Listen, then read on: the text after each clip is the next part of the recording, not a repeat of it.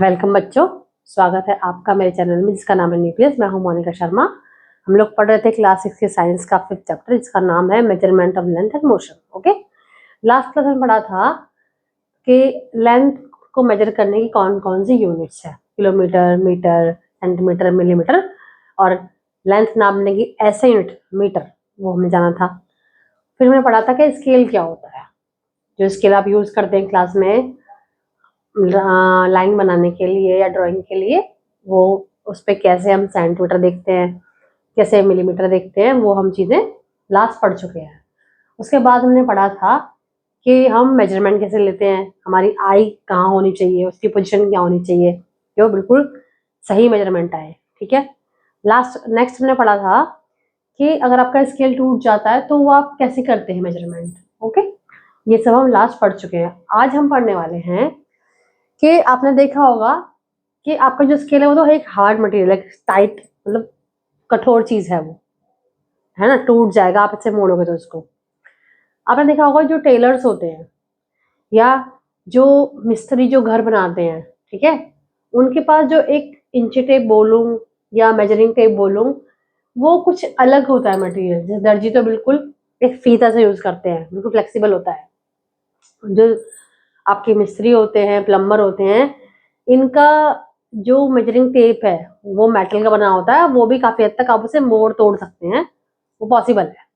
तो ऐसा क्यों है, क्यों वो कठोर जो मटेरियल उसका नहीं बना होता, क्यों ऐसा होता है? ऐसा इसलिए होता है कि अगर मैं आपको ये बोलूं कि आपके पास एक सर्कल है या आपके पास एक ट्राइंगल है या कोई ऐसी आकृति है कुछ इस तरह की जो जिसका कोई फिक्स आपको नहीं पता है क्या ये स्ट्रक्चर है, इसका आप मुझे बताइए कितनी लेंथ है इसकी। तो ऐसे स्ट्रक्चर को मेजर करने के लिए, नापने के लिए, आपका जो मेजरिंग टेप है, मेजरिंग आपका स्केल है, वो फ्लेक्सिबल मटेरियल का बना होना चाहिए, तभी आप इसे मेजर कर पाएंगे। और जब हम दिवाली का टाइम जो आता है, जब हम उसमें घर के बाहर सभी लगाते होंगे, जो इलेक्ट्रॉनिक बल्ब लगाते हैं, लड़ियाँ लगाते हैं, वो भी आप देखोगे कि वो भी मीटर्स में आती हैं, उनकी एक परफेक्ट लेंथ होती है, जबकि वो भी फ्लेक्सिबल की बनी होती है मटेरियल की। इसीलिए हर चीज को आप स्केल से नहीं नाप सकते, तो मटेरियल को चेंज करना पड़ता है ताकि आप मेजरमेंट आराम से ले सकें। ठीक है, फाइन। अगला टॉपिक आता है आपकी बुक में पोजीशन का, या कहूं मोशन का, ठीक है, या कहूं डिस्टेंस का। मैंने आपको बताया था लास्ट क्लास में कि डिस्टेंस को हम डिफाइन करते हैं किलोमीटर्स में। पर्टिकुलर जगह, इस जगह से इतना दूर है, इतना किलोमीटर दूर है, ये बताते हैं हम। ठीक है, जो दूरी है उसे हम बोलते हैं डिस्टेंस। डिस्टेंस हम हमेशा किसी भी रेफरेंस पॉइंट से मतलब बताते हैं। जैसे दिल्ली से मुंबई कितना दूर है, तो दिल्ली हमारा रेफरेंस पॉइंट हो गया। या इंडिया गेट से मुंबई कितना दूर है, तो दिल्ली में भी इंडिया गेट हमारा रेफरेंस पॉइंट हो गया। समझ आ रहा है? तो इस तरह से हम बताते हैं डिस्टेंस को, रेफरेंस पॉइंट को। फाइन। अब अगला जो टॉपिक आता है वो इसी में एक एड ऑन है, मोशन का। एड ऑन तो नहीं बल्कि क्योंकि एक बड़ा टॉपिक है मोशन। मोशन का मतलब क्या होता है? हम कब कहते हैं कि ये चीज मोशन में है या ये चीज रेस्ट में है? रेस्ट मतलब मोशन जीरो है, ठीक है, कोई उसमें हलचल नहीं है, कोई मूवमेंट नहीं है, स्टेबल चीज है, वो होती है रेस्ट। मोशन का मतलब हुआ कि ऐसा चेंज जो टाइम के साथ हो, ठीक है, उसके रेफरेंस पॉइंट से उस पर्टिकुलर चीज की जो पोजीशन है वो चेंज होती हो। इस पूरी प्रोसेस को बोलते हैं हम मोशन। दोबारा बताती हूँ, the change in position of an object from the reference point with respect to time. Okay, object की पोजीशन का चेंज होना उसके रेफरेंस पॉइंट से टाइम के रिस्पेक्ट में, इसको हम बोलते हैं मोशन। समझ आ गया आपको? ठीक है, मान लीजिए आप एक बस में जा रहे हैं, ट्रैवल कर रहे हैं, ठीक है, क्या आप ये बोलेंगे कि आप मोशन में हैं? आप ये बात बोल सकते हैं?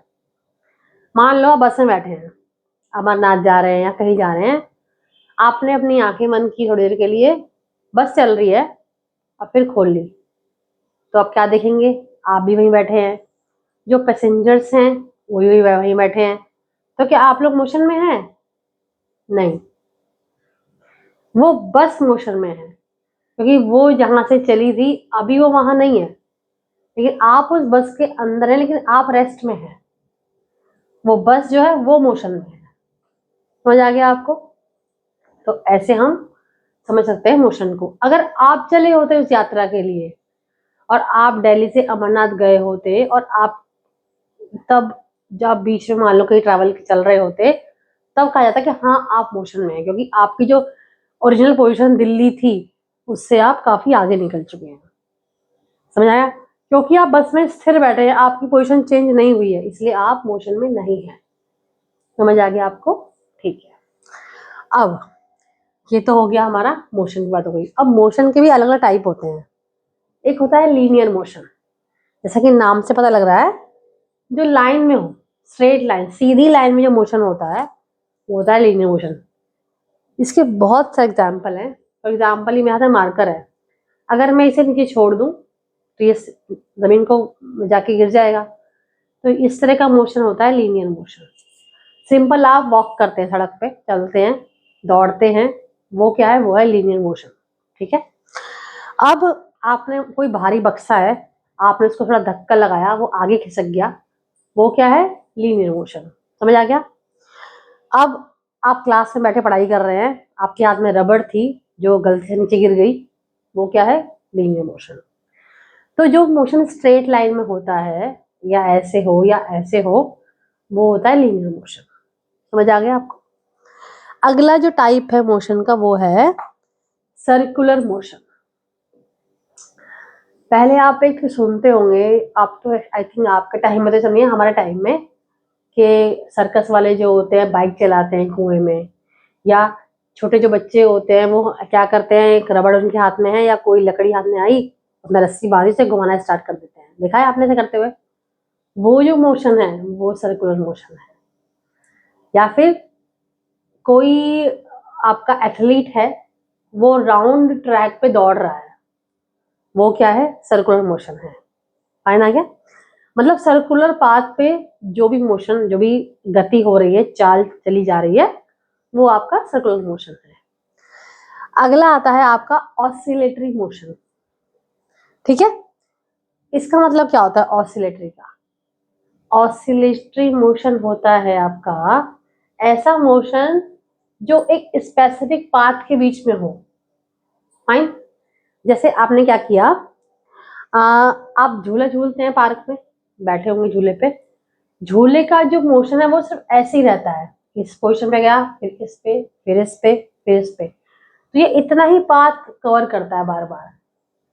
इस तरह के मोशन को हम, जो कि टू एंड फ्रो होता है, ये टर्म आपकी बुक में है टू एंड फ्रो, ये टर्म हम स्पेशली इसी केस में यूज करते हैं ऑसिलेटरी मोशन के में। To and fro motion are the oscillatory motions. Fine. घड़ी का पेंडुलम देखा है आपने? आपके घर में घड़ी होगी और पेंडुलम वाली घड़ी है, वो पेंडुलम भी बस जो स्ट्रेट होता है बस इतना ही मूव करता है, टंग टिंग बोलता होगा, उस तरह के मोशन क्या बोलते हैं? Oscillatory motion. फाइन। तो ये लास्ट टॉपिक था आपके बुक में, टाइप्स ऑफ मोशन। फाइन। आज ये चैप्टर कंप्लीट होता है। मुझे लगता है कि मुझे इसके क्वेश्चन आपको कराने चाहिए, जो कि मैं नेक्स्ट क्लास में स्टार्ट करूंगी। अगर आपको इसमें कोई क्वेरी, कोई क्वेश्चन हो तो प्लीज आप मुझे कमेंट बॉक्स में लिख के बताना। Till then be happy, be safe and bye bye.